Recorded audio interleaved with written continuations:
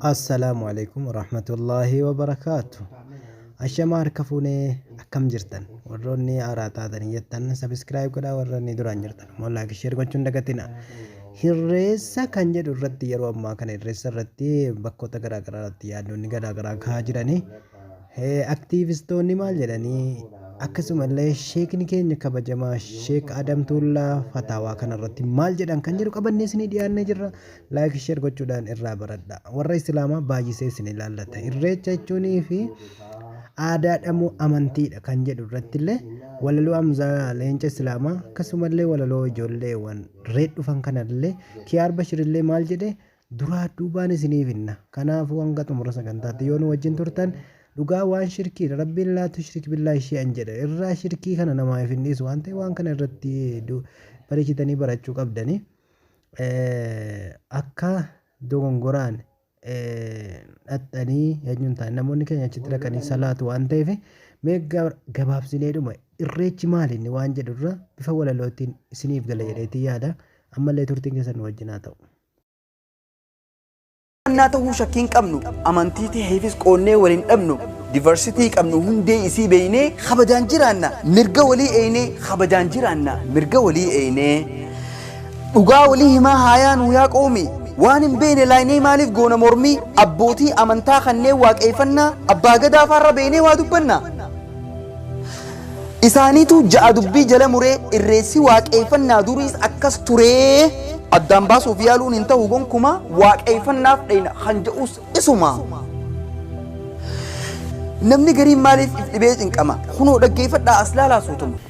Namoonni irreechaa fi amantii wal qabsiisan jiru irreechi mataamti isaayyuu amantiidha kan jedhan jiru isa kana mee wal bira qabaati yaada ammaas utubaati naa deebisaa. Waaqeffataadha kan irreeffatu gata'e. Irreechi amantii Oromoo gata'e ati Oromoo taatee egaa uumamte kun irreechi kun arra kan calqabame miliyoonii waggaa miliyoonii fuuldura kan calqabame gata'e akaakilee abaabilee kitirraa eegga dhufe ati akkamitti lagatta lagachuu dandeenya dhiiga dibattee ati tisiisa dheechuu hin dandeechu ati Oromoo taatee uumamte waan san lagachuu hin dandeenyu. Asirratti waaqeffannaa fi irreechi adda adda jechuudha. Irreechi waaqeffannaan adda ta'uu hin danda'u. Waaqa dhaqxee galateeffatta. Akkamitti waaqa galateeffatta waaqaan galateeffattu adda ta'uu danda'a. Si keessa jira. Xarafarra deemnee dubbii hiineen shinnu amma dhugaa takkamee waliif haa himnu. Namni dhugaa didee ifiif karaa maqe mirga guutuu qaba kan jaalatee dhaqe fedhu haqa didee seeneetti haalimu wanni nurra jira dhuguma san himu. وما علينا إلا البلاغ المبين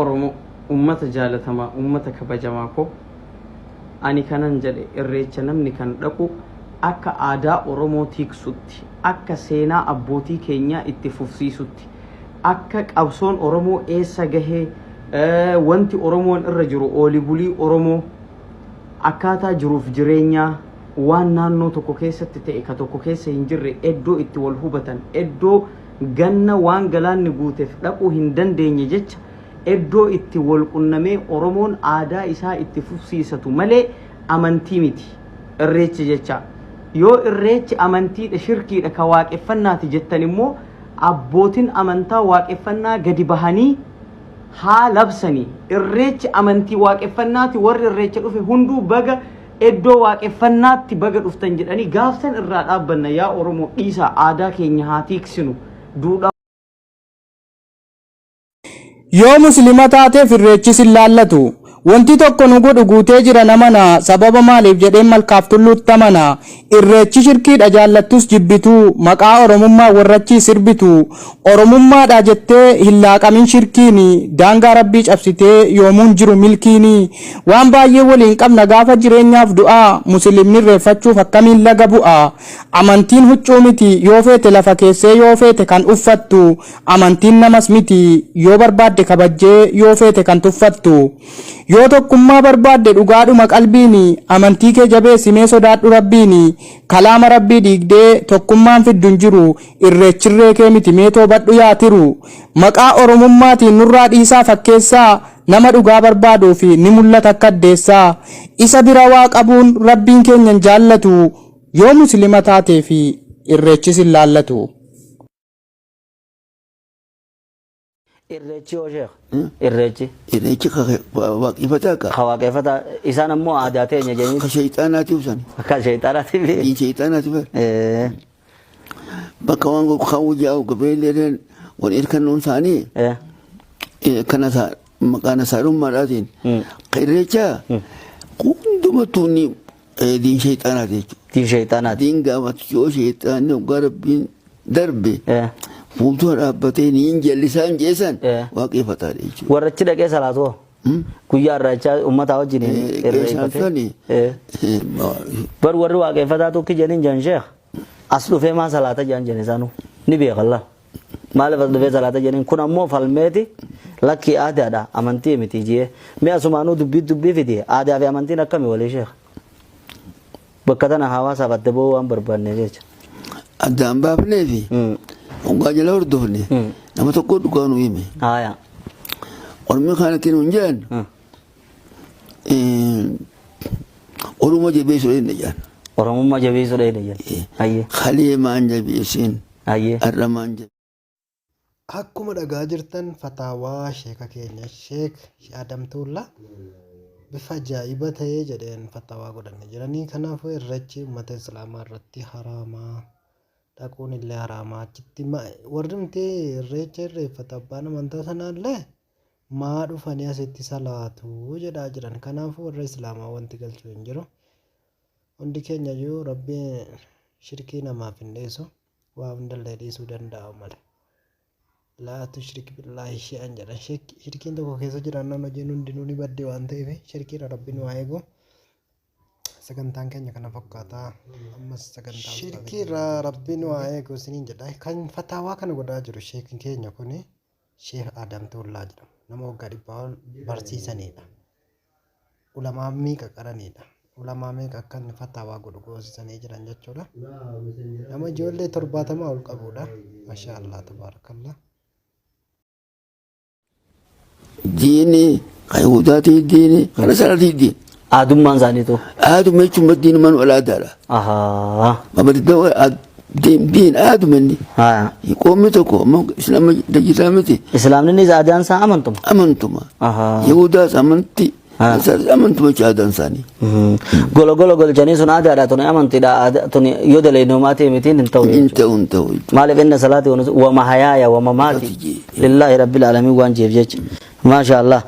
Mi'a sumaanugaa irra nu fidde dubbiidhaatiitu deemaa irra nu dhufe amantiidha waan ta'eef warra bakka sanin nasrii barbaanna bakka waaqeffataadhaa tanan nasrii barbaanna amantiin toytu kitaabni tokko ji'ee warra waan mee maal nu dhaamtan akka abbaa keenyaa tokko.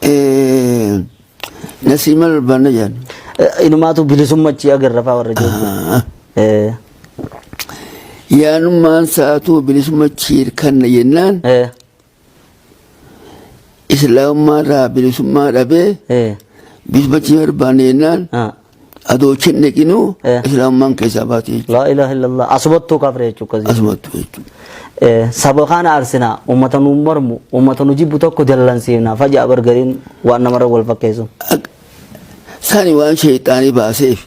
Waan shayxaanii baaseef. Asuma kabbaa kabsuma yeroo hordofne yeroo deemnee qabachee baate. Majida yeroo hordofne yeroo hordofne. Nuti. Oromoo guddeefnaan kiyyiba nu himan jechuudha. Ayyee. Wanni nuti dheenneef. Amantii Oromooti. Amantii Oromoodha. Ta Islaamummaadhaa fi kiristaanitti rakkise. San kaafnaaf dheenneef waanjuu nu himan jechuudha.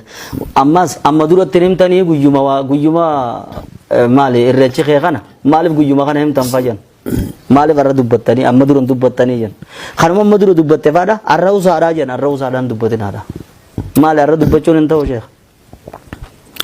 Munkara kawan jibbamu takka hukkuma dhaggeessi dubbatta. Hayyee. Bakka takka dubbattee ol buutee sodaatees yookaan san calli bu'aa san irraa baate jechuudha. Hayyee. lubbuu ta'e sodaachuu baate himuudhaaf kaleen himne arraba himten ta'uu hin qabnu jechuudha. Ogguu musiimi joote sodatti himuu qabu. Akkuma himta malee ati. Munkara ogguu harkanoon himan ishee ogguma inni dhaabbatu san. Ogguma dhaabbatu himaa jedhe. Ogguma inni dhaabbatu san. Hayyee. Yoo harkaan dandeessees yoo harkaan dadhabde afaanii yoo dadhabde inkaari munkanaa qalbiin jee budaa bu'uudha. Warra jiru jira maarra deddeebitanii amma tokko himtanii maal birra deddeebitanii gurra nama duuchitanii namni isin jaja osa warra jiru ofaadhaa jira. Lakkee sallaan. Kitaabaan qaree jeefa. Sallaan. Warra keessa jirtu jechuudha. Waan sadii keessa jira. Waan santu keessa jira jechuudha.